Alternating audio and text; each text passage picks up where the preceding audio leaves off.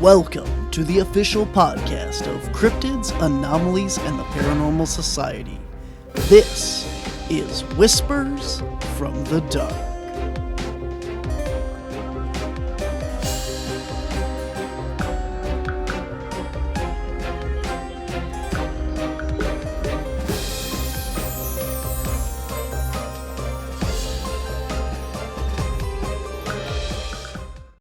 Hello and welcome to this week's episode of Whispers from the Dark. I am your host, Barnaby, and we are going to start airing some of the amazing interviews that we had at the Haunting at Hagood Mill historical site down in Pickens, South Carolina. And our first guest on the show, I had the honor and privilege of talking to Aaron G Thompson from 28 Days Haunted. So I hope that you guys enjoy this interview.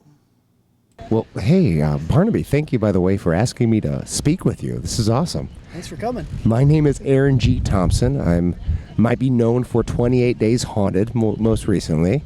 I'm an afterlife researcher, or AKA ghost hunter. I've been doing it since 1999, so as of today, it's been about 24 years. That's crazy. So, yeah, what else did you want me to say? What you started out with 28 Days Haunted was your first television show, right? No, actually, Nick Groff produced a show that I was honored to be associated with, called Breaking Frequencies, on Amazon Prime on UK and the States. If you go there now, it seems we've been kicked off the U.S. side of things. Must be racy, but no, it battled really the idea of science and paranormal. So it was a heavy emphasis on pushing the field forward in duplicatable scenarios. So yeah, that Amazon Prime was really my first experience of kind of stepping into the TV world. Of course, YouTube before that and other videos, but yeah, I've just been building the idea of the mechanic of afterlife. That's been my goal. So what got you started into all that, though? I didn't believe this existed. I thought it was silly. I had a weird fear of death when I was 8 years old, and that's super strange. And I know that's strange for an 8-year-old to be thinking of such high octane, situations like death. But I did, and I was worried, well, what do we live for? What's the point of us living if we just disintegrate and just go, done, nothing? And my early teenager years, I would ask people who were incredibly important, peers, teachers, ministers, coaches, do ghosts exist? That was my gateway drug to afterlife, in a sense, and that was my conversation, my dialogue in my head. So do ghosts exist? Half them said yes, half them said no, all with the same answer, just because. So that didn't work with me too much. If you want something done, you do it yourself. So that's when I decided to start researching it pretty aggressively when I was 17, and that in 1999, that's what I was. I was 17, and I was still in high school. But I was the nerd, secretly the nerd, and no one knew I did this, but I was super fascinated. I hit it. I did 2 years of book research before I even hit on-site investigation.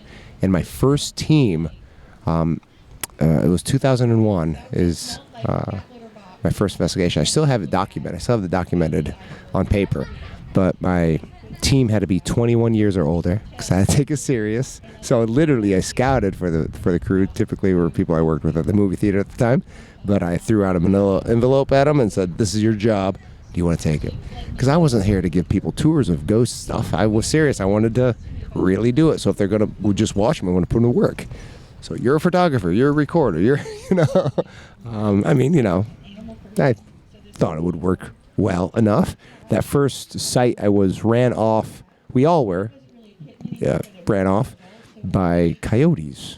Oh. Yeah, that was fun. It's fun, outside sites. But it was fascinating because, again, it was my first time jumping into it. And my first location I chose was a site that graveyard that a loved one was buried into just weeks prior. She didn't graduate with me. Unfortunately, she lost her life. Car accident, went too fast around a corner and so forth. So I thought, let's hit someplace that's more personal to me. It was just me kind of rolling through ideals of a potential ghosts here. Look at me. And it was fascinating because I didn't know where she was buried. I went to the memorial, but I didn't do the funeral or the burial, I should say. And so I didn't know where she was buried. And when we arrived, the team asked me, so where is her grave? 'Cause we're going to do some sessions, EVP and so forth. And I said, I don't know, just look in the dark with our flashlights. But we turned, and there's this balloon just kind of waving, and one of the other people say, oh, look, that one's waving at us. So we started there, which was quite a few yards in front of us, and that actually was her stone that was waving at us. And I was the only one. It was a cold night, kind of a chill night, and everyone else was cold. I was the only one warm, perfectly comfortable. Call it what it is. And of course, my overthinking head at the time was analyzing potential possibilities, but it was unique to feel that. So yeah. So I didn't know, and it took me about, say, 4 years, 5 years maybe, before I said, okay, we got something here. There's something in this field that's going to keep me going further. So you had said that you had talked to like your pastor and stuff about that. Were you raised religious, or how did that affect any of this? I was raised with the atmosphere of religion. So I didn't go to church every week, but occasionally I did, and definitely around holidays. But it wasn't opposed, and the idea of God was there. But God as a mechanic, I should say, right? And that all was there, and I wasn't opposed to that. But I really started challenging in my teen years, and just things that didn't make sense. Of course, your traditional, like, why are people just saying just because? And that's kind of why I went to look at an alternative. And again, afterlife in general, ghost was that gateway conversation. If there's a ghost, there's afterlife in a sense, on the low scale. But yeah, I mean, I asked them, and they all said it is or it isn't, and it's just because. That seems to be the general answer with anything like religious. You ask a question and it just comes back because you're just supposed to believe, or just have faith. Yeah, right. That's why it's called faith. Yeah, blind believing, exactly. Yeah. So we were talking about earlier, like your like the quantum mechanics and stuff like that. You want to get into that? Because I was trying to listen to you there. There's so much going on here. Now I have ears. So. Right. No, this is nice. I can hear. Yeah. Yeah. So I wanted to dig deeper. There's a reaction I had with a group on site in about 2003 or 2004. And it was a full apparition that was witnessed by myself and two others. Fascinating. One of the parties was a psychic feeler. He was literally filling up this dude's leg that I witnessed in full. It looked like a body, glass mold shape of fisherman body with moving black smoke in its core and the frame of it. So, and it moved like a flipbook animation, because when I said, well, he goes, Aaron, something's right in front of me. And I go, dude, he's right in front of you. I froze, by the way. I wasn't badass by any means. Super not. I would have died if it was, a monster of some sorts. And technically, I guess it would be. But the other lady who was with us witnessed it as well. But she witnesses a hovering black mass, which was fascinating. But it's really how, what I felt is how our culture kind of, or our practice, I should say, demonstrated how we viewed this thing. I was looking for an earthbound type of look, and I found something, while the other guy was a practicing psychic feeler, so his practice was solely focused on feeling. And he said that it felt like if two batteries, like negative or positive batteries, would hit each other, they kind of bounce off. He goes, that's what it felt like, which was interesting. And then the other lady was actually a practicing minister. and she didn't believe in that this stuff even worked. She was cool. She just wanted to see what we did. I'm like, whatever. I love skeptics or cynics to go with because I knew that there's some potential value to this. So I just wanted to see their reaction. I didn't know her reaction was going to be a foot in front of foot exit out of the cemetery. And she ended up quitting her ministry, went to the mountains. I'm not sure what she's doing today. Wow. But I would love to follow up with her, just kind of get her side of what she felt that was for her. But she described on site what it was, a black floating mass. I witnessed it demanifest, which was fascinating because you don't hear too many stories on that. And the wind's going to say, no, you're not going to share the secret. Stop him now. It looked like the foreground was fine, the background was fine. I was in investigator mode, so these are things I'm chalking down. I'm writing on paper after the fact, after my frozenness. The subject itself, like a fade, glitch, wind blow combination, if that makes sense. It was like all of it. And then when he was gone, me and the psychic feeler at the same time said, he's gone. Verbatim. That's technically when the other party ran out. It was terrifying, honestly. Yeah. I mean, it froze you. And I thought in my head, my exact thoughts was, actually I had two. It's funny, I remember these two exact thoughts, and I regurgitated so much that this is it. I haven't changed my words. It's just like it was yesterday. Aaron, this is your fault. You were chasing them. And the other thought was, monsters do exist. I remember those two thoughts in my head. They were very loud. I was ready to put myself in home, actually, the next day, which was because I had no clue why my head exploded like that. I have no clue why I had that reaction. It made no sense to me. It rocked my world. It looked like a Disney stage prop right in front of me. And it was crazy. But before I did that, I decided to do real investigative work, as I trained myself to do. So I looked at the area lore, the historical lore, and the ghostly lore. And the ghostly lore said father and son haunted this location. And the historical data actually had a dialogue matching that. The father and son died, were first to be buried. They died in a boating accident, so they're first to be buried at that specific cemetery. And when I went to the area in the daytime, I looked at the stone that I witnessed this apparition, and it said, here lies father and son. All of it matched. Perfect storm. For me, for my head, I was about to walk out of the field at that point because I thought, this is too tough. I'm messing with values. I don't know my end game. I didn't understand. Like, do I believe? I don't know. I think there's something, but I still don't know. But at this point, it's like, damn, there's something. I was about to walk out, but now I'm more fascinated because what happened here. And for the next 10 years, I completely got it wrong because I was looking for density. It's totally not density. It's not kinetic. It's something else. And I do believe it's more consciousness oriented. And if we go to quantum, I went down a road with quantum physics, and I still touch bases with physics, but quantum mechanics even, and that dialogue got me a TED Talk. I was actually the second ghost hunter that was able to do a TED Talk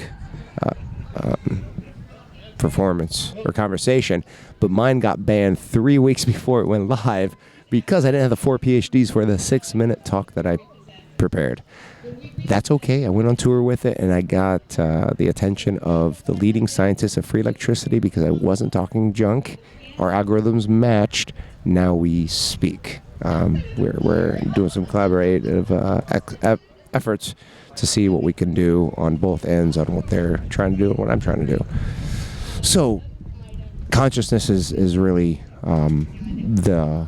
I feel is a huge foundation of the mechanic, at least a huge aspect of that, and it's just so fascinating on the road that we can go down. And then they introduced me to something called ether mechanics, which ether mechanics is like quantum mechanics.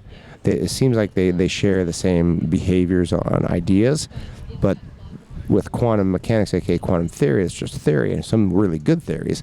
Quantum excuse me, ether mechanics, there's actually some experiments that prove positive. So, like the Preston Morley experiment that can visualize the energy around us. Fascinating. That's something that you don't see on your traditional science. And the energy itself tends to have a consciousness behavior, documented over and over again. I read the notes of the scientists, and they actually, it's funny, they put this little cliff note. They're like, we're doing this, blah, blah, blah, blah, blah. It seems to have a conscious behavior, blah, blah, blah, blah, blah, blah. I'm like, wait, no, let's go back to the magic that just happened here. But they're terrified. The consciousness, it tends to have a free thinking or free flow, like it's more deliberate, less random, less quantum physics. Like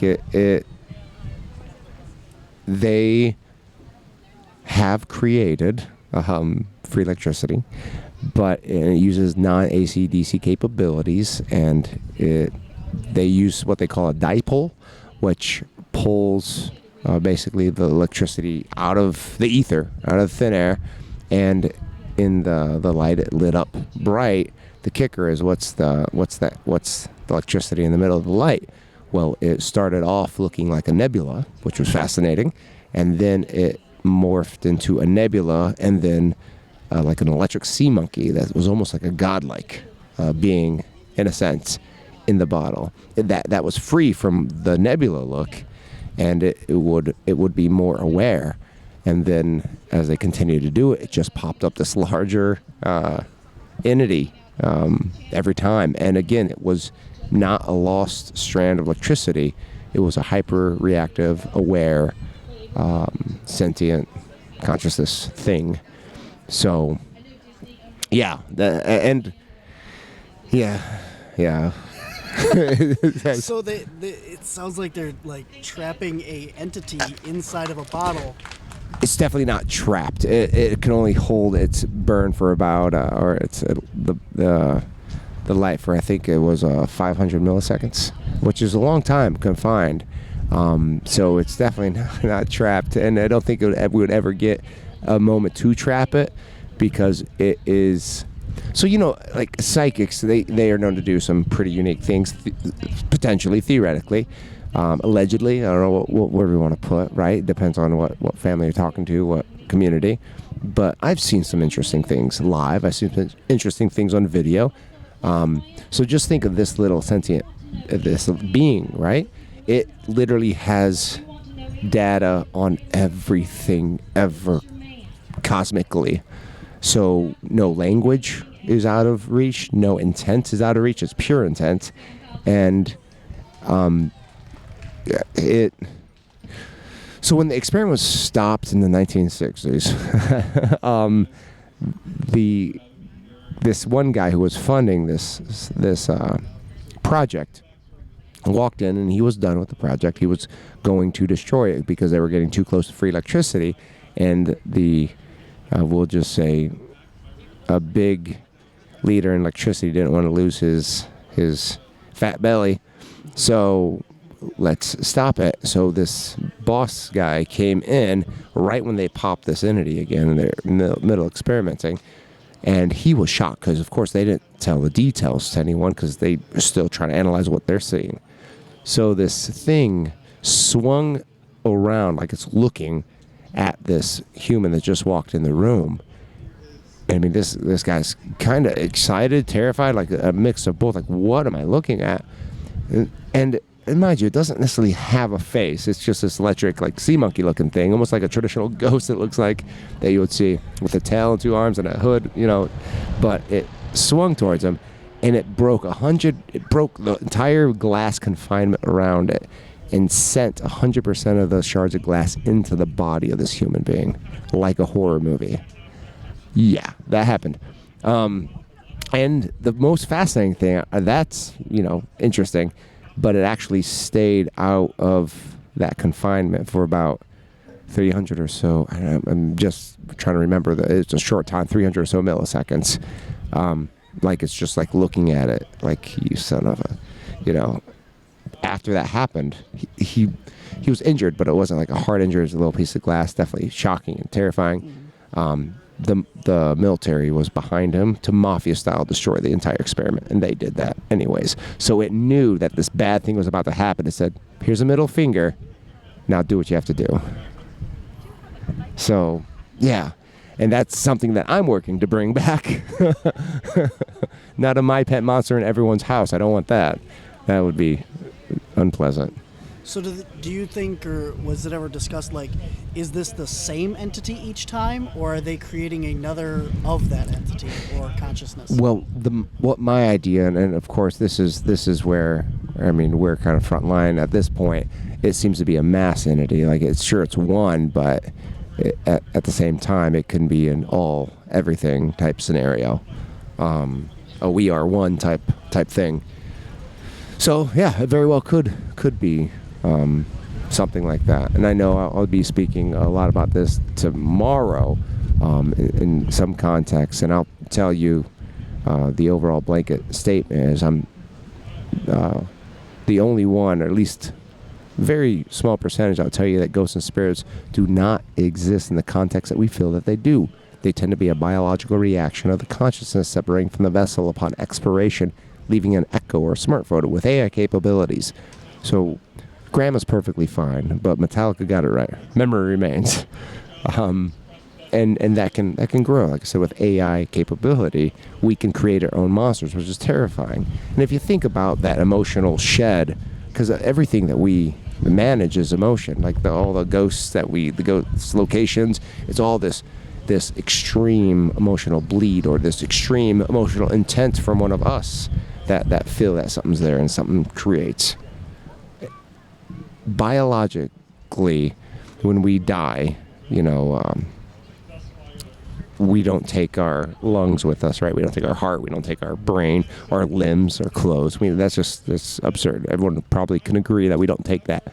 Why on earth would we take our lobes, which control the limbic system, hate and love, complete emotions? That's something that we had to put in place to give value while we're here. So here's a little twist of the script, the meaning of life type stuff.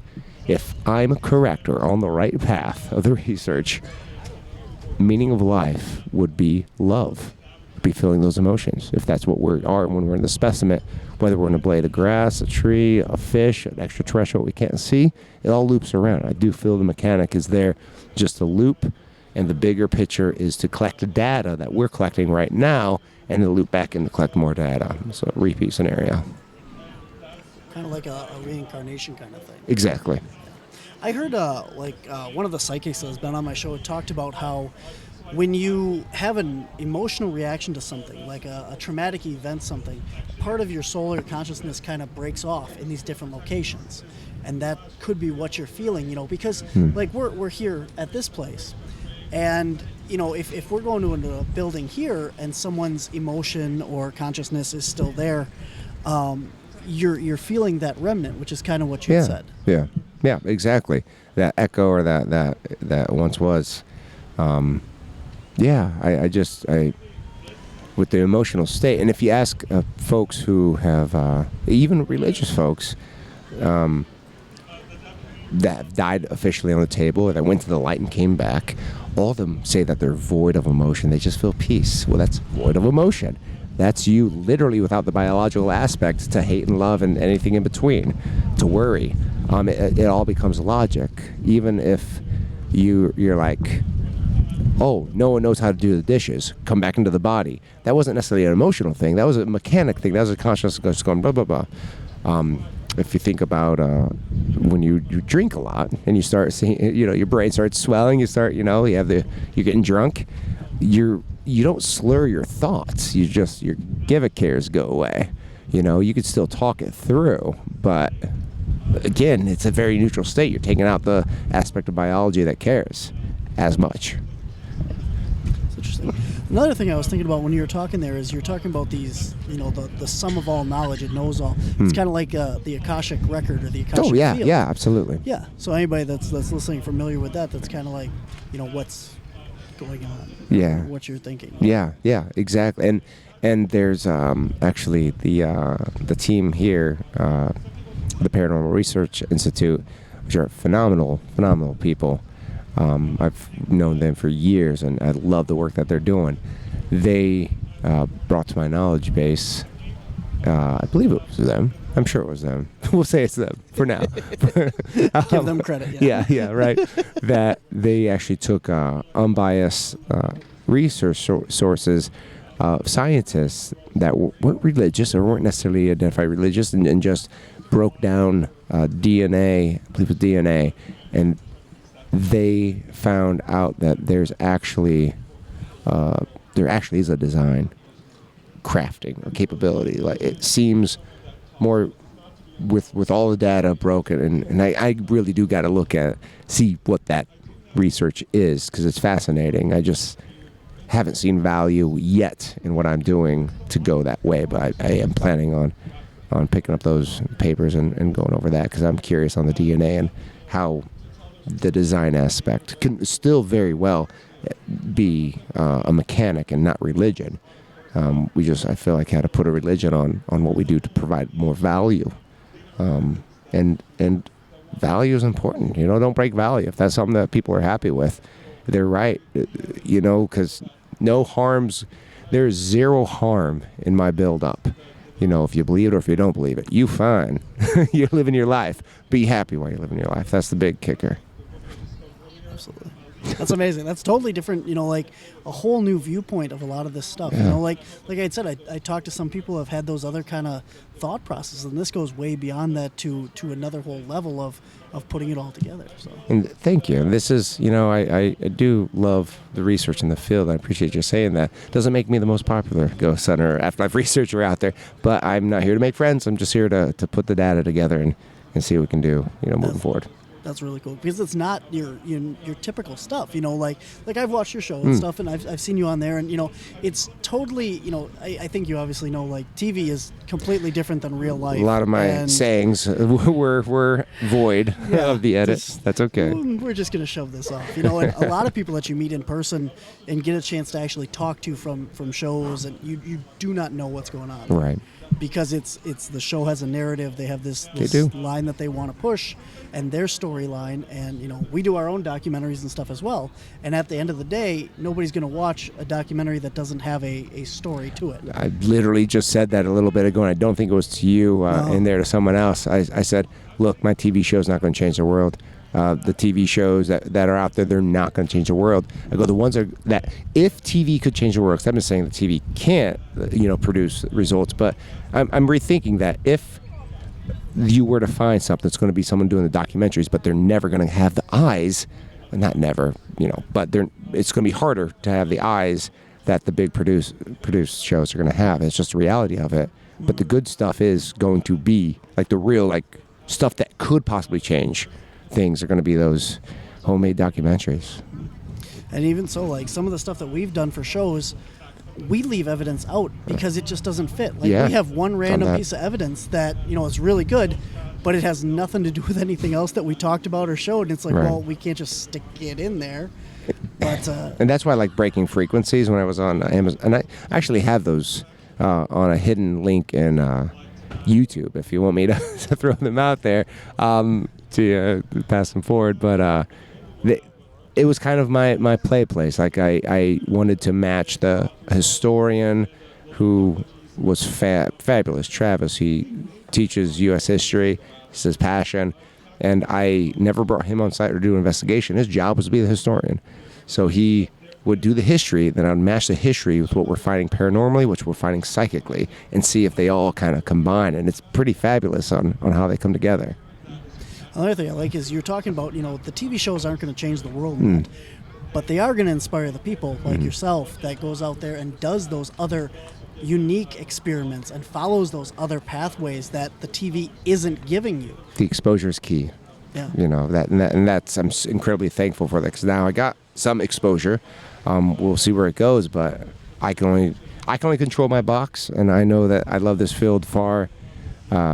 Well, I can't say I love it more than anyone else. I love it a lot.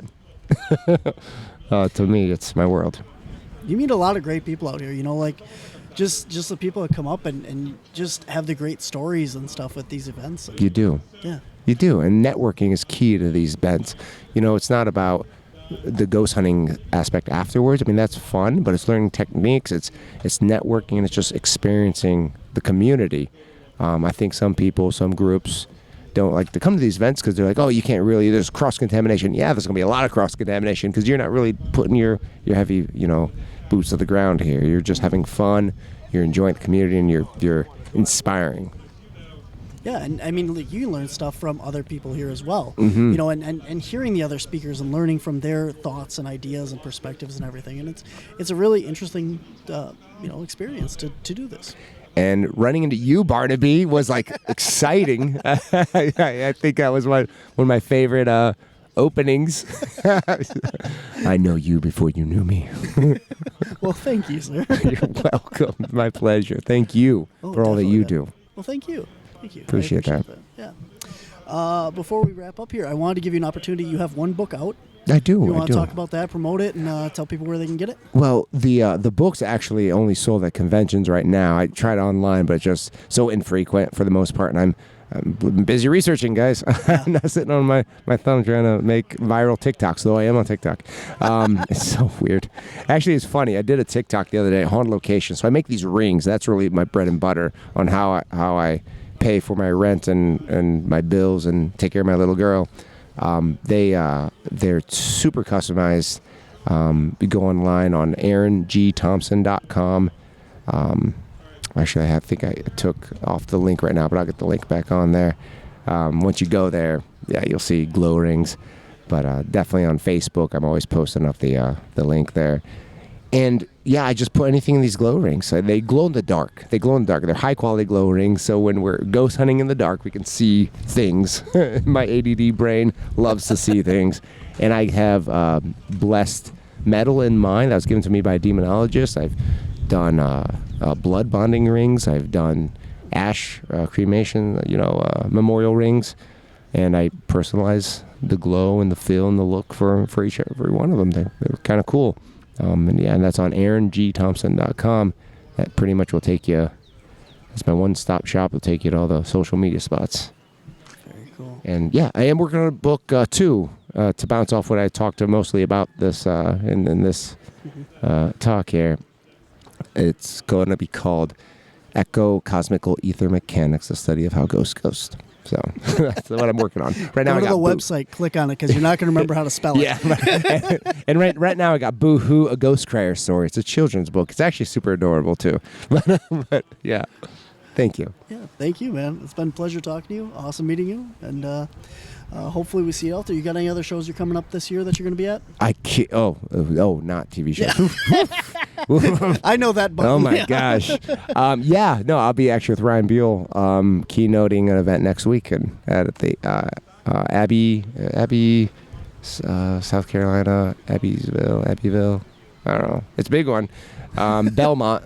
And so I'll be there, and then I'll be in Wisconsin. Yeah. Oh yeah. Yep. Was the Spirits of the Spring. In the Spring. Yep, and I'll be there. I'm excited. That's be April, and I'm doing, I think, just like a Comic-Con, a couple of them, one in May and then one in June. And there's the Battlefield. I got a few. I mean, they're all on the website too. I'm definitely being Gettysburg. Yeah, yep, all on the website. And hopefully I'll be adding more as people see, oh, this guy actually has something to talk about. Let's book him. Yeah. Very cool, man. Well, it's been a great pleasure talking to you. Thank you for coming on the show. Cool. Thank you for having me. Thanks for listening to this week's episode of Whispers from the Dark. To find out more about cryptids, anomalies, and the Paranormal Society, visit us at our website at wisconsincaps.com. That's Wisconsin, CAPS.com. There you can find links to all of our social media: Facebook, YouTube, Twitter, Instagram, TikTok, and our Patreon. You will see links to our online store as well, where you can get t-shirts, DVDs, and more. If you click on the public events page, you can find out where you can meet us in person and all the public events we have coming up.